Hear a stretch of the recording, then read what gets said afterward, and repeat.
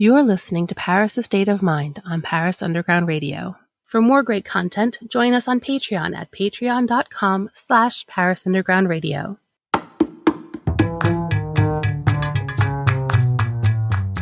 Welcome to Paris: A State of Mind.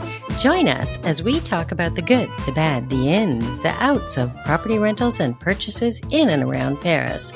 We'll have topics for renters, owners, and visitors, share questions we are regularly asked, and more. My name is Gail Boisclair of Perfectly Paris, and my co-host is Marie Pistinier of Lokim Paris. Be a part of it. Both of us are proud members of the SPLM, the first representative body of furnished rental professionals. Hello, podcast world. Well, we had a whole season without my dear friend and co-host, Marie. So for the very first episode of this new season, I'm so happy to say we have Marie back. Yay! Hey, Marie! Hey, Gail, how are you doing? I am good. I did, though, have a lot of fun. I have more fun with you. Thank you. But I had a lot of fun in the last season just interviewing different people about where they live in Paris and what they think about their arrondissement, their district.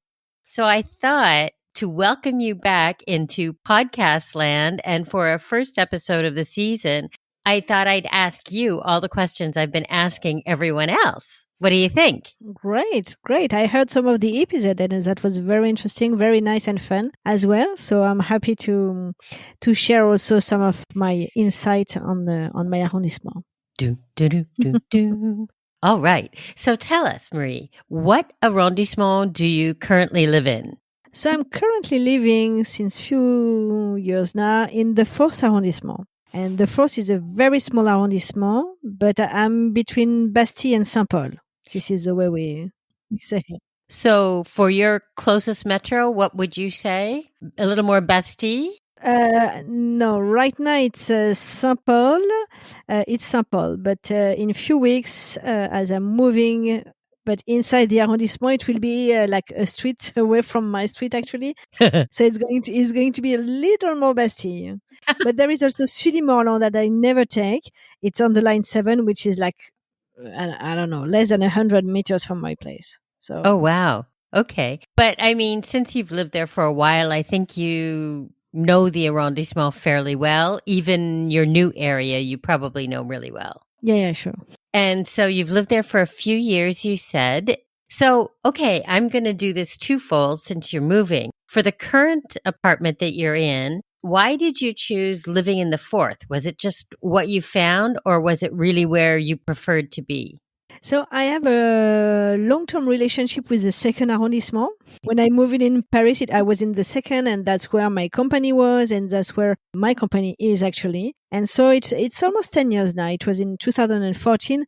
I needed to have a larger place. And the 4th, of course, was one of the arrondissements I wanted to be in, but I was really stressed by leaving the 2nd arrondissement. I mean, like I was afraid to miss it and everything. So then we had this ad that we had this alert, when you have some emailing saying, okay, there's a property that's suiting your requirements. And this property showed up twice, like one in January, one in April. And we thought, wow, so it was supposed to be booked, then it's available. So okay, this is a sign. Let's go for it. Oh, that's funny. So so you didn't really want to look outside of the 2nd at the time. Yes, I was really into the 4th was part of the arrondissement. I was okay to move. It sounds pretty posh to say that. Like the very central arrondissement are usually, a lot of people are requesting it. It's sometimes difficult to find a property. The prices can be a bit high. It was tough for me to leave the 2nd. And like the 4th would have been a second choice back then. Mm-hmm. And so now, well, I guess you feel happy living in the 4th, right? Yeah, sure. Yeah, of course. Because you're moving now again to the 4th. Yes, exactly. So this is a choice, even though there is many arrondissements that are great in Paris. I also, in between, I had a kid. So there is other requirements that are involved, such as maybe keeping him in school at the same school and keeping the habits. So we could have moved because there is like close by. You have the 11th, the 12th, or the 3rd arrondissement, and it's not very far. But I was especially looking for the 4th in order to. This was my first choice. Like, okay, if I can move, I'd rather be here to keep the habits. So, with your apprehension to move from the 2nd to the 4th, what is it that you like most about where you're living now? What I like is that I have the chance, and on the street I'm going to be, those are quiet streets. But you just walk 2 minutes and then you are really in the lively neighborhood with many things, which is also many strikes, as we can hear right now. So yes, you have restaurants, you have shops, you have like supermarkets, you have bakeries. I don't know. It's like the Rue Montorgueil in the 2nd, which is famous for having, I don't know, there may be like 5 bakeries in the same street. So it's a bit of the same. And I like the fact that we are close from the Seine as well. So it's very easy to go on the bank. We have few parks, of course. With the kid, you target those in particular, of course. because we have the Place des Vosges. Like, it's a very chic. But my son used to have his afternoon snack at the Place des Vosges since he's born. So like it's like a very fancy area to enjoy the green part of Paris.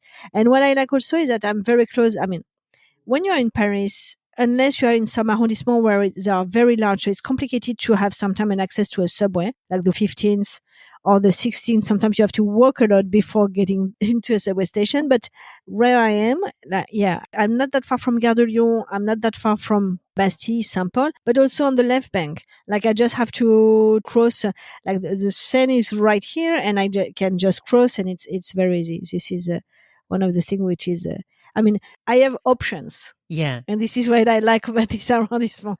I have options on being on the quiet side or on being on the busy side. And I have to say that my parents are in the Parisian suburbs, on the green part, on the southeast. And it's also part of the thing is that when you're in the 4th, even though the last time I went to the airport, it's very easy to exit Paris.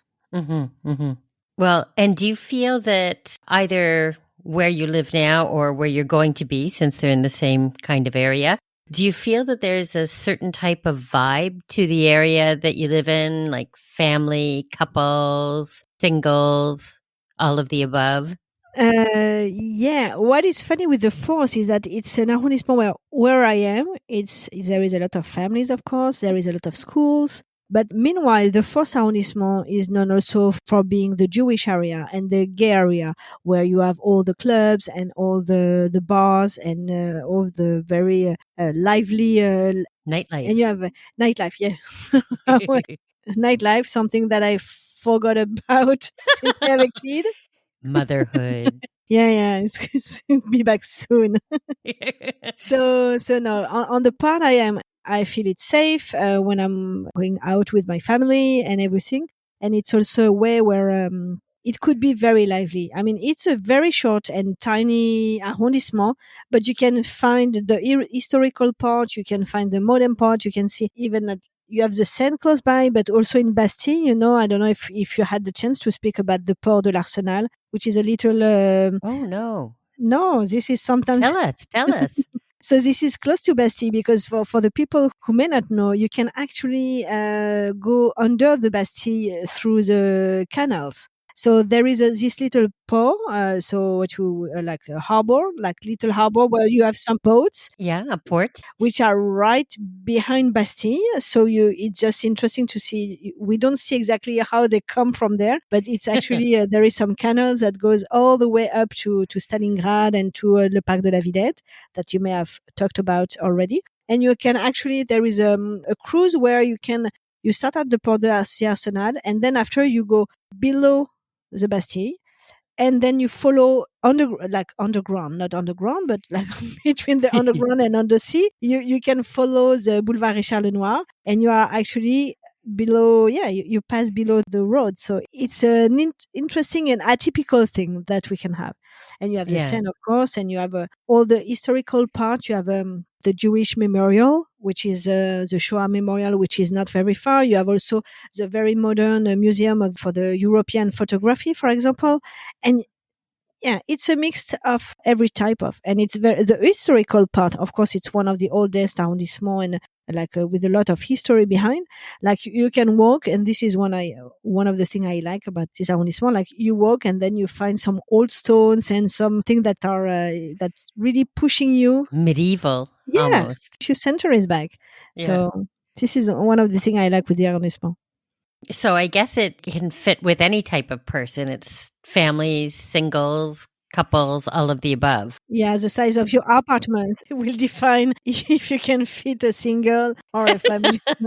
Yeah. Back to the real estate topic. Yes, this is one of the things that, because it's a tiny arrondissement, so you don't have that many apartments available. And one of the things that is complicated is to have large apartment. I would say that maybe it's a cliche, but I think that it's easy to have a family when you need a 2-bedroom apartment.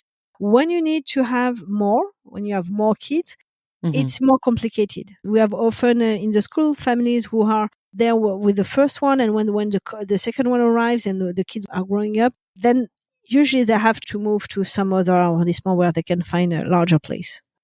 That's a good point. It's true because it's a very dense arrondissement in terms of apartments. Is there something that you wish that you knew about the area before you moved in there that you now know? Interesting that I wish. No, I'm not sure. No, I mean, I was could really be good. It could be bad.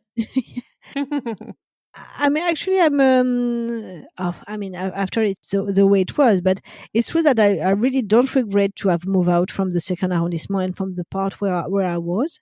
And probably if I knew before, I would have moved out maybe a bit sooner.